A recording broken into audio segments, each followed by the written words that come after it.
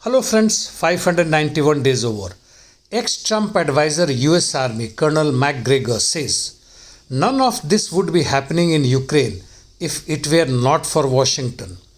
If Washington didn't want this conflict, it would not have happened. All we had to do was listen to what Russians were telling us, which was, we will not accept Ukraine's membership in NATO. End of discussion. For 8 years we have been building Ukrainian army as a tool to attack Russia. It is not merely the present President Biden or any other presidents for that matter, whether be from Republicans or Democrats. It is the US state which lives for the war and feeds the war in the interest of war industries and other mega oil and financial companies. From the war zone in South Kherson, Ukrainians are still continuously preparing for crossing Dnieper River, while in the meantime counter-battery operations continues. On Zaporozhye front, ISW reports that Ukrainians carried out counteroffensive in west of Zaporozhye and moved forward. Here towards Orikho direction, Russian army too carried out counterattacks in Verbov direction, but this time without any gains. Ukrainians also tried to move forward towards northern Novoprokopivka, but without any gains.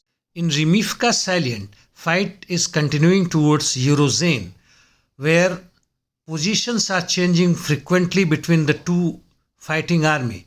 Relatively calm persists in Priyotne direction. An unconfirmed report says that Ukrainian CNC Zaluzhny has reported to Zelensky about suspension of counteroffensive on southern front as Ukraine has exhausted its reserves and forced to switch to tactical defense. He further proposed to concentrate on strengthening the defense line along entire front to counter the Russian winter offensive.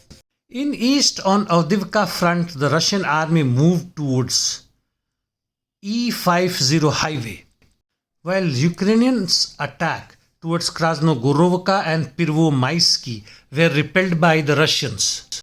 Russian army launched offensive north of Soledar and made some gains towards northwest of Berestoye. On Bakhmut front, ISW claims that Ukrainians continued counter-offensive and made some gains. Fierce battle continues with attack and counter-attacks from both the sides on Avdiivka, Klishchiivka, Grigorivka region, however without any gains. In north on Kupyansk front, it seems that Russians have again started their offensive, and especially towards Sinkovka, Kislova and advancing towards them. It is reported that in Sinkovka they have made almost 1 kilometers of gain, Petropavlovka 2 kilometers, while towards Ivanovka and Kontyarovka 1 kilometer. Ukrainians' counter-attack towards Crimea did not make any success. ISW observes that the most of the Russian army troops are not participating in this renewed Russian counterattacks, but only a part of it. Is this not natural? In an interesting post, ISW says it has revised its earlier assessment on Russian army that it cannot rotate its troops due shortage of reserves. And now it says that the Russian army has ability to sustain defense for a long time, when it was learned that the Russians have carried out rotation of its troops at regimental level. Ukrainians are persisting on their attacks on Crimean Peninsula. They carried out attack on Sevastopol with unmanned boats, however they did not succeed. Due to these attacks, the Russian Black Sea Fleet ships are being relocated to Novorossiysk and Feodosia.